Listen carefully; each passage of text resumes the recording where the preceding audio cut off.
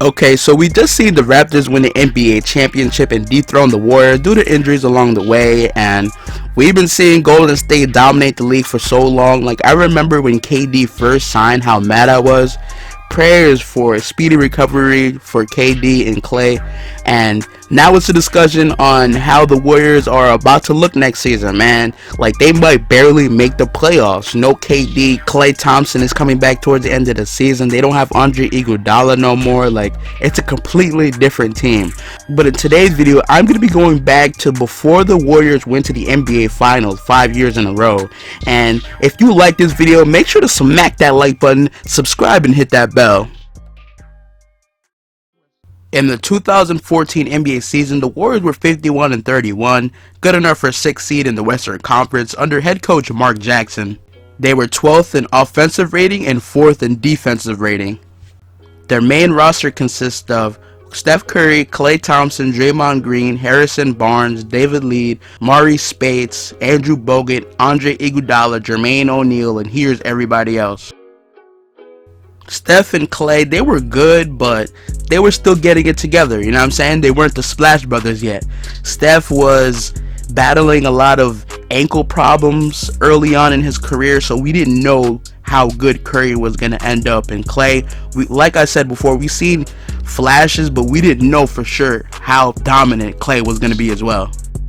Draymond Green only started 12 games for them, averaging 6.2 points, 5 rebounds, and 2 assists a game, but we had no idea as well that Draymond was going to end up being so impactful for this team, and it didn't take long for him to adapt into the NBA game, man.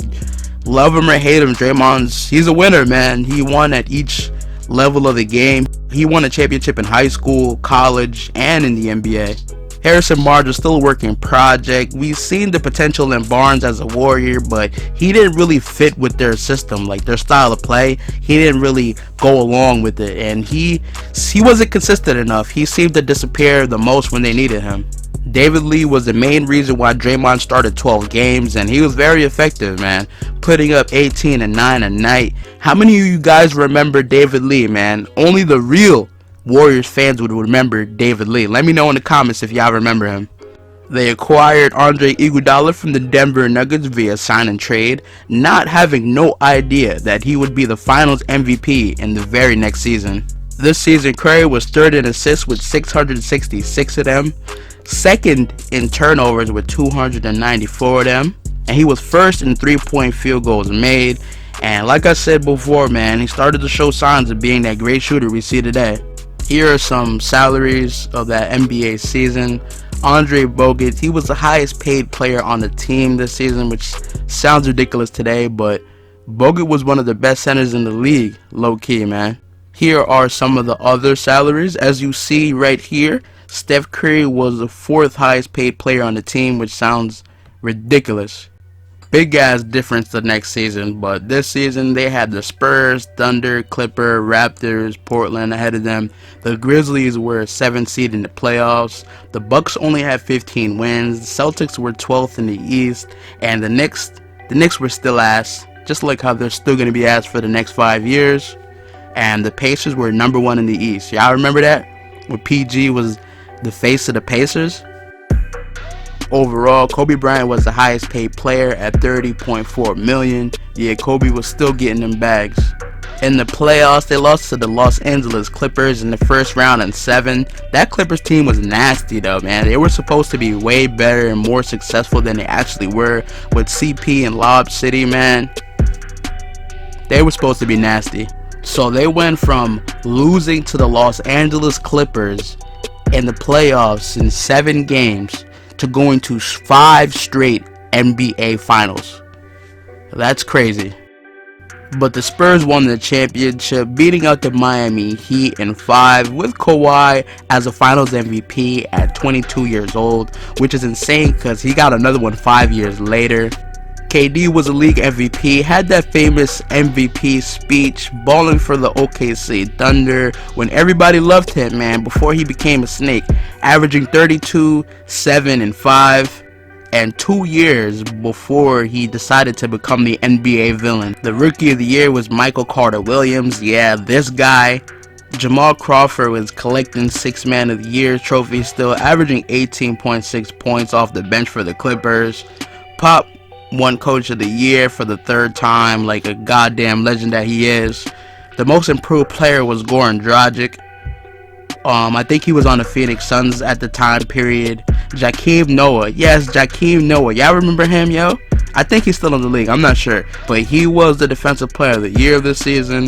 The All-Star Game MVP was Uncle Drew himself and Kyrie Irving. And I'm not really sure why, but they didn't have a draft pick this season, so I don't know. I don't feel like doing the research why, so just know that they didn't have a draft pick this season. So we all knew that Curry was a good shooter, but nobody expected the level of dominance over the next 5 years. Like, dude broke so many records the last 5 years. Wardell Steph Curry, 5-time All-Star since 2014, 2-time league MVP and 3-time NBA champion. Curry is hands down the best 3-point shooter ever, no debate. He's proven that in the last 5 seasons, and ultimately he's changed the way the 3-pointer is looked at today, and he's been a major part of the Golden State Warriors' success as of late. And this man Steph Curry has so many NBA records. I could turn this into a 3-part series, but today I'm going to be talking about Steph Curry's top 10 NBA records. Curry is the only NBA player to score 50 points and make 10 3-pointers in a game, and he did it 4 different times. Steph somehow found himself winning the 3-point contest against his teammate Klay Thompson, won the league MVP and NBA championship back in 2015, the only player to win all these honors in the same season, and the only player to drop 50 points and have only 1 free throw made. In 2016, Curry became the first NBA player to become the unanimous MVP right after he obtained the MVP the year before. And Klay as well, man. Klay also has a beautiful form, but you know, arguably the 2nd best 3-point shooter ever, you know, in the span of 5 years. Draymond turned into a triple-double machine after the season, and after the departure of David Lee, gave him a lot more power forward minutes. Andre Iguodala was the Finals MVP this year. Such a great pickup from the Denver Nuggets. He had no idea the impact that he was going to have for this team. Won a championship after, what, a 52-year drought? They didn't even make it out of the first round. They didn't even make it out the first round to go into 5 straight NBA Finals. Curry was never paid like he should until recently. To my surprise, finding out that Andrew Bogut was the highest paid player on this team is crazy.